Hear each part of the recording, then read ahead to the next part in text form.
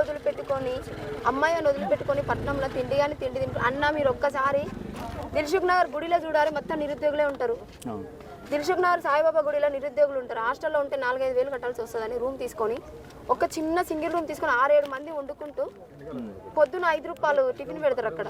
అది తిని 5 రూపాయల భోజనం మధ్యాహ్నం పార్సల్గా ఒక ప్లేట్లో పెట్టించుకుని దాన్ని బాక్స్లలో పెట్టుకొని నైట్ తినుకుంటూ సాయిబాబా గుడిలో తిని చదువుతున్న విద్యార్థులు పోస్ట్ పనుల మీద పోస్ట్ పనులు చేసుకుంటూ ఉంటే మేము హాస్టల్ ఫీజులు ఎట్లా కట్టుకోవాలి?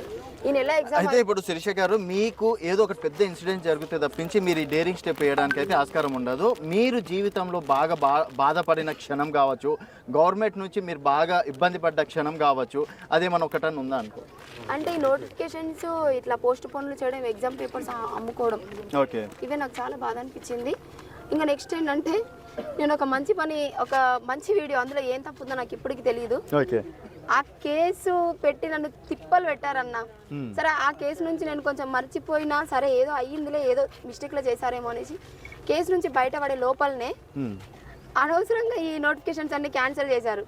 గ్రూప్ 1 గ్రూప్ 2 అన్ని ఇదన్నీ అనిపించింది. ఇంకా పోరాటం చేద్దాం, పోతే పోయేది ఉంది, ప్రాణం పోతే పోతుంది, ప్రాణం చరిత్రలో నిలిచిపోవాలని ఒకటి మాత్రం ఫిక్స్ అయినా.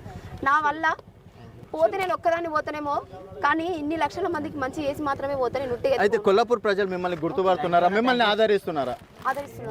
ఏమంటున్నారు అంటే వాళ్ళ ఇంటి దగ్గరికి వెళ్తే ఇప్పుడు ఇలా గుర్తు అనేది తెలియదుగా మేడం, మీరు ఊర్లోనే ఉన్నారు, ప్రతి ఒక్కరికి ఏంటంటే చెయ్యి లేకపోతే కారు లేకపోతే పువ్వు గుర్తు తప్పించి మిగతా గుర్తులు అంతా స్ట్రైక్ గా 3 గుర్తులు కనిపిస్తలేవు, ఒక విజిల్ గుర్తు మాత్రమే కనిపిస్తుంది. పక్క కాన్ఫిడెన్స్ ఉన్నారా? మెజార్టీ ఏమైనా ఎక్స్పెక్ట్ చేస్తున్నారా? అంటే గెలిస్తే చాలనుకుంటున్నారా? 1,00,000 ఓట్ల పైనతోనే నేను గెలుస్తాను ఊర్లలో, రూపాయి పంచకుండా. ఇప్పటి వరకు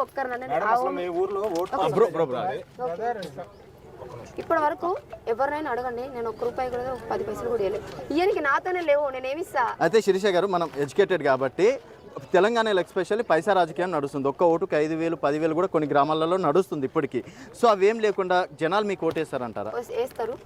గెలిచిన తర్వాత మీరే వచ్చి మళ్ళీ అమ్మ నువ్వు 1 పైసా పెట్టకుండా గెలిచినావు అంటే చాలా గ్రేట్ అని మీరే మెచ్చుకుంటారు. ఓకే, యువతకు మీరు ఇచ్చే సందేశం ఏంటంటే? అందరూ రండి అన్న, నా పైన నిన్న జరిగిన దాడి కూడా మీకు తెలుసు.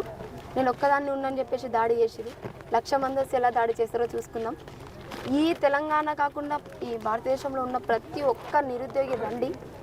ఇది గెలుస్తేనే అదొక్కదాని గెలుపు కాదు, మన అందరి గెలుపు. రేపు ఒక నిరుద్యోగి నేను గెలిచాను అనుకోండి, నేనే కాదు చాలా కాన్స్టిట్యున్సీలో నిలబడ్డారు, ప్రతి ఒక్క నిరుద్యోగికి సపోర్ట్ చేయండి. ఒక నిరుద్యోగి గెలిచిండ్రంటే ఇంకొకసారి నిరుద్యోగిని నెగ్లెక్ట్ చేయాలంటే చాలా భయపడతారు. ఇది ఒకసారి ఆలోచించుకొని ప్రతి ఒక్క ఇండిపెండెంట్గా పోటీ చేస్తున్నట్టు ప్రతి ఒక్క నిరుద్యోగిని గెలిపించండి.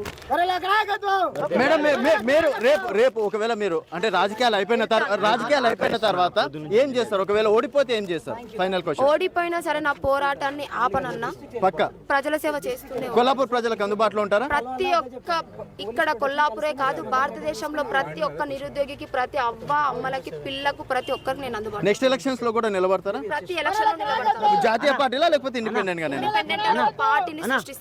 ఓకే, ఫైనల్ గా మీరు కొల్లాపూర్ ప్రజలకు ఇచ్చే మెసేజ్ ఏంటి? ఒకటే చెప్తున్నా, ఏ గుర్తులు అన్న చెప్పాడు కదా, కారు, చేతి, పువ్వులు అవి ఇవి చెప్పాడు కదా, అది ఏ గుర్తులు కనబడద్దు, ఒక్కటే గుర్తు కనబడాలి, విజిల్ గుర్తు. ఇప్పుడు కొల్లాపూర్ కాన్స్టిట్యున్సీలో ఒక నిరుద్యోగి అయినటువంటి నేను గెలిస్తే భారతదేశం మొత్తం అసలు ఎట్లా అంటే అట్లుంటది.